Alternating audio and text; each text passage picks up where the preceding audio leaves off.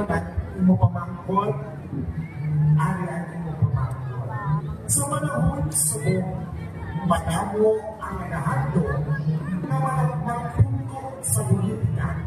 Pero kung ikaw tagaan sa higayon na magagumana sa iyong barangay, ano ang proyekto ang imo implementar na magapunong pagmasadlo sa iyong barangay? Liwanag. Sa panahon subok, madamo ang nagahando na magpungkong sa politika. Pero kung ikaw nagaan sa higayon na magagumana sa inyong barangay, ano ang proyekto ang imo implementar na nagapunong pagpasadlo sa iyong barangay? Salamat sa mga itlog na panuntaran. Ariya ako, diba? Kung ako ang piliyon bilang usa ang pangulo dili sa barangay, ang akong ikahatag ng proyekto is ako ang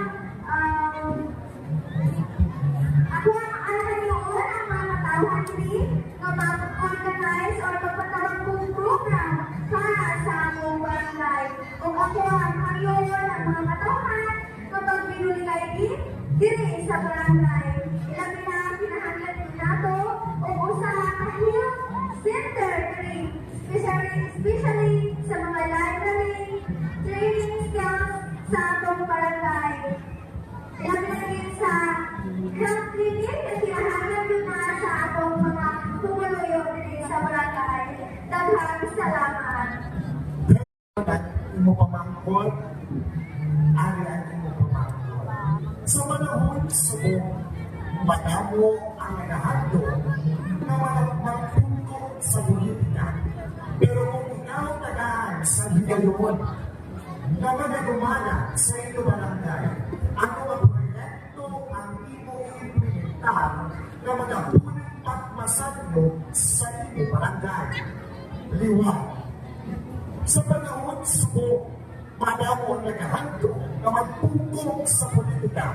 Pero kung ikaw nagaan sa higayon na magagumala sa inyong barangay, ano ang proyekto ang imo implementar na nagapunong pagpasadlo sa iyong barangay? Salamat sa mga itlog na panuntaran.